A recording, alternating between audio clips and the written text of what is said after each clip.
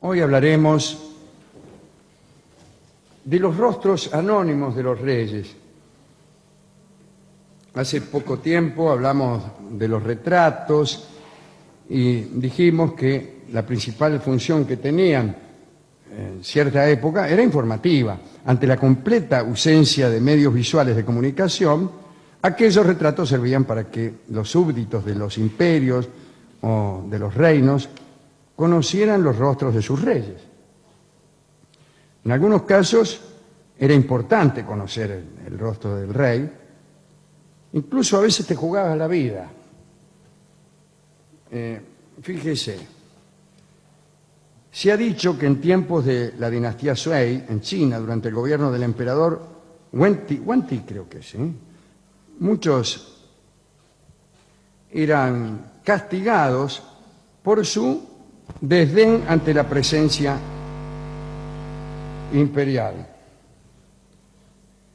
Sucedía lo siguiente: Wen Ti tenía por costumbre eludir el protocolo y salir a caminar por los alrededores del palacio sin un séquito importante, incluso sin las pilchas que lo acreditaban como príncipe. Salía más bien así hecho un croto. Y esas salidas eran una trampa mortal para los caminantes que se lo cruzaban, porque una prerrogativa del emperador indicaba que cualquiera que se lo cruzara debía echarse al suelo cuando veía pasar al emperador. Esto era absolutamente obligatorio. Ahora bien, si el emperador pasaba y vos no lo reconocías, no te tirabas al suelo, no te prosternabas, la ibas a pasar mal. Usted me dirá, bueno, si el emperador no sigue el protocolo, yo tampoco. Bueno, pero el emperador no admite esas objeciones. Hemos contado alguna vez que había incluso encargados de hacer sonar una campana cuando el emperador se aproximaba para prevenir a los incautos, ¿no? Tilín, tilín, Araca, que está en puerta el emperador. Pero como Wen Ti salía sin avisar a nadie, y por otra parte, el rostro de Wen Ti no era conocido, no era tan junado. Bueno, alguno podrá agregar que aunque fuera conocido el rostro de Wen Ti, toda vez que era el emperador de la China, era relativamente fácil de ser confundido. Bueno, no hagamos ese comentario. Lo cierto es que a Wen Ti no le importaba todo esto. Quiero decir, si los caminantes no lo reconocían, a Wen Ti no le importaba. Pero los terribles burócratas que lo acompañaban tomaban nota de todos aquellos que se lo cruzaban sin hacer la menor reverencia, y más tarde, ya cuando Wen Ti volvía al palacio, la guardia apresaba a todos los que no habían caído de rodillas y que no habían hecho su prosternación correspondiente. Todos terminaban en prisión y luego eran ejecutados. Esto era en el año 600 después de Cristo. Por suerte, los tiempos que vivimos han desterrado para siempre esa clase de locura en los príncipes para ser reemplazadas por otras locuras mucho más peligrosas. Más cerca de nosotros conocemos el berretín del rey Fernando de Nápoles, que disfrutaba enormemente del anonimato. Y bueno, parece que se vestía así nomás e iba a la feria de Nápoles a vender pescado el tipo. Le gustaba vender pescado. Salía, mal vestido. ¡Pechularu! ¿Qué dijo? Pechularu. Bueno, salía y desde luego no había ningún castigo para el que no lo reconocía, porque él quería que no lo reconocieran, más bien se fastidiaba cuando algunos sugería conocerlo. Claro, si estaba jugando a vender pescado y venía uno ahí, se prosternaba lo trataba su majestad,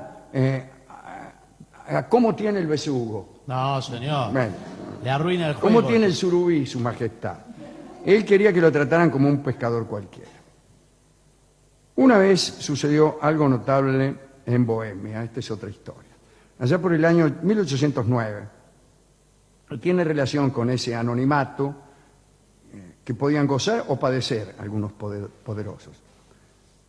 Sucedió que Napoleón, Alejandro de Rusia y el emperador austríaco Francisco II se habían reunido en una cacería que tuvo lugar después de intensas gestiones diplomáticas. En verdad, Napoleón no era muy aficionado a las partidas de caza, pero no quiso molestar al zar y al emperador austríaco y fueron todos. Bueno, iban los tres a caballo ahí conversando, muy entusiasmados. Perdieron de vista a los otros cazadores e incluso al séquito. Y al rato, los tres poderosos vieron una casa y se les ocurrió entrar para descansar un rato y pedir algo de beber. Era la casa de un leñador. El mismo leñador los atendió y mientras les servía algo les preguntó quiénes eran. El primero en contestar fue Napoleón, que se presentó como el emperador de los franceses, y los otros dos también aclararon su jerarquía. Encantado, soy Alejandro, el zar de Rusia, soy Francisco II, emperador del Imperio Austrohúngaro. El leñador los miró con una sonrisa burlona. Dijo, me viene a cargar esto, ¿no? Bueno, se sentaron ahí a disfrutar de un pequeño tentempié. Y en un momento cayó un vecino, golpearon la puerta. ¿Quién es? ¿Qué sé yo? Napoleón asustado, ¿no? Preguntó, ¿quién puede ser? Y el leñador, que en realidad no les había creído nada, les dijo a los reyes que se prepararan porque el golpeado a la puerta era nada menos que el emperador de la China. Para hacerse el vivo, el leñador. Se hacía el cachador. Y entró el vecino. Y el leñador continuó con el chiste y les pidió a los invitados que abandonaran la mesa, que le dejaran su lugar al más ilustre de los visitantes. Bueno, los otros le siguieron un poco el juego. Por ahí oyen unos ruidos en la puerta. El leñador sale y encuentra al séquito de los tres hombres más poderosos de Europa. Estaban los caballos imperiales y golpean la puerta. Y sale el leñador y dice, ¿quién es? Están los emperadores, 200 tipos. 200 de lujo, qué sé yo. Y entonces sí, el tipo creyó todo lo que le habían dicho, se asustó, se tiró al suelo, besó la capa del zar Alejandro, pidió perdón a Napoleón, y a todos se rieron, se despidieron del buen hombre y saludaron con grandes reverencias al vecino, al emperador de la China, vecino que por otra parte parecía no entender nada de lo que había sucedido. Una linda historia. Otra. Hubo un rey que aprovechó la poca difusión de su cara para disfrutar de asuntos amorosos sin que nadie lo molestara. Algunos tenemos la necesidad de no difundir nuestro rostro en los asuntos amorosos, incluso de ocultarlo, llegado el caso. Bien. Nos estamos refiriendo ahora a Amadeo I de Saboya, que reinó en España ya por 1870, cuando por un problema de sucesión se convocó a un noble extranjero para que regenteara el país. Fue regente, va. Hemos contado hace tiempo que Amadeo estaba casado en Italia con María del Pozo de la Cisterna. Sin embargo, ella no lo acompañó a España, lo dejó un tiempito solo en Madrid. Y allí, Amadeo iba mucho al teatro. Un día vio en un palco en realidad, a una muchacha y se enamoró, le gustó, se enamoró. Y Amadeo preguntó a sus ayudantes por la identidad de la chica. Le dijeron que se trataba de la hija del escritor y periodista Mariano José de Larra, un hombre que se había suicidado 30 años antes. El rey amonestó a sus acompañantes y le dijo que en realidad no estaba interesado en Mariano José de Larra, sino en la mina, porque parece que le empezaron a hablar de Larra, de sus obras. Bueno. Más tarde los ayudantes le indicaron a Amadeo que la muchacha se llamaba Adela y le indicaron dónde vivía. Una tarde golpeó la puerta, solo fue, No dijo que era el rey. Se presentó como un admirador. Buenas tardes, soy un admirador. Y ella no lo reconoció. Tuvieron una amable conversación. Amadeo prometió volver a visitarla. En el segundo encuentro se hicieron amantes. Y Amadeo nunca dijo nada acerca de su condición, al menos no durante los primeros 2 meses. Dice el cronista, aunque cierto fue su silencio, su comportamiento amoroso fue digno de reyes. Dice el cronista que era también un adulón, según se ve, ¿no? La primera reacción de Adela, ¿cuándo se enteró?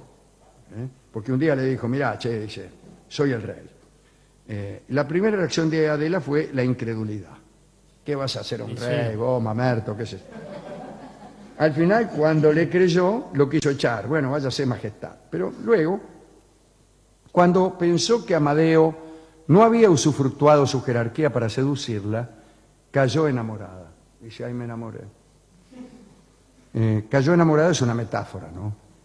Muchos estarán pensando que le agarró un golpe de amor de tal naturaleza que se sentó, cayó sentada. Bueno, yo nunca he visto eso. ¿Usted vio eso alguna vez? No. No, bien. Es muy poco probable. Bien. El caso es que esta chica se enamoró y continuaron las visitas de Amadeo de Saboya, hasta que al poco tiempo llegó a Madrid nada menos que María del Pozo de la Cisterna, a quien habíamos dejado justamente allí. Y la vigilancia que ejerció sobre su marido se volvió estricta, etcétera, etcétera. Amadeo siempre tuvo esos gestos de renuncia. En una oportunidad decidió dar un paseo por los alrededores de Palacio y se cruzó con una hermosa mujer que vendía violetas.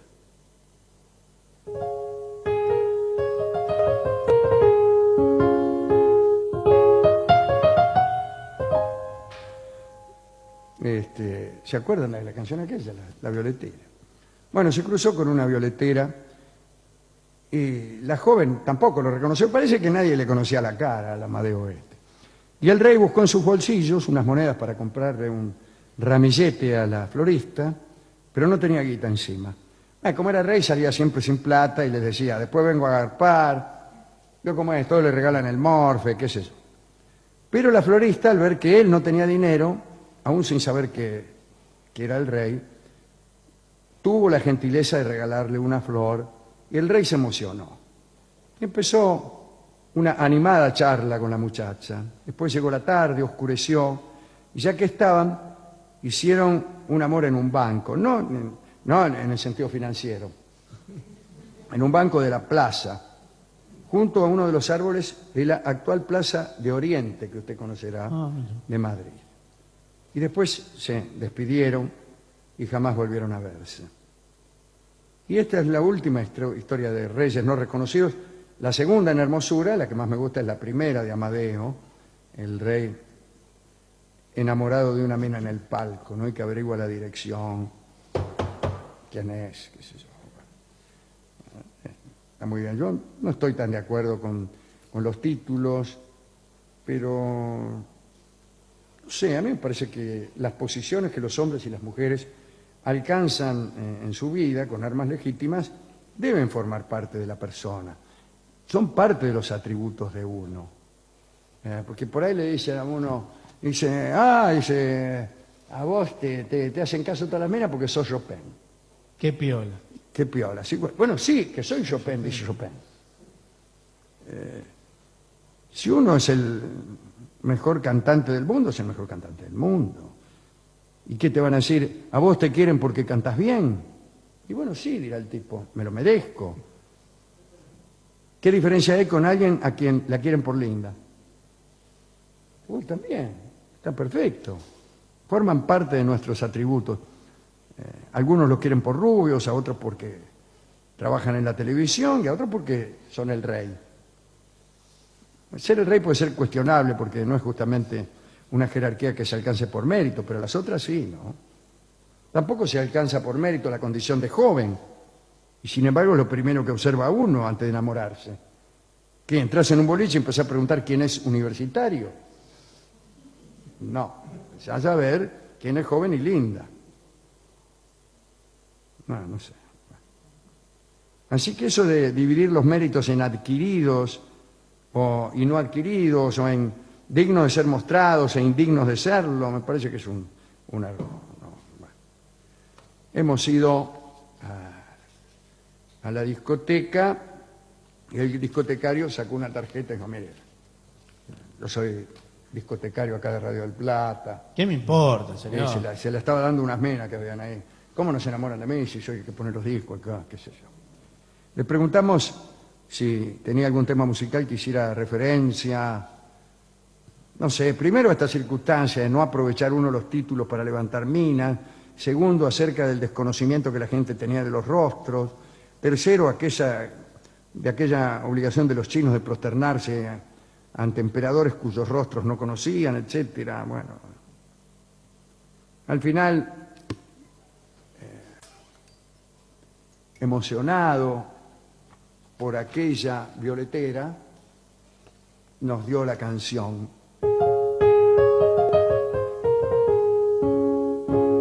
La violetera, en la versión de Sarita Montiel.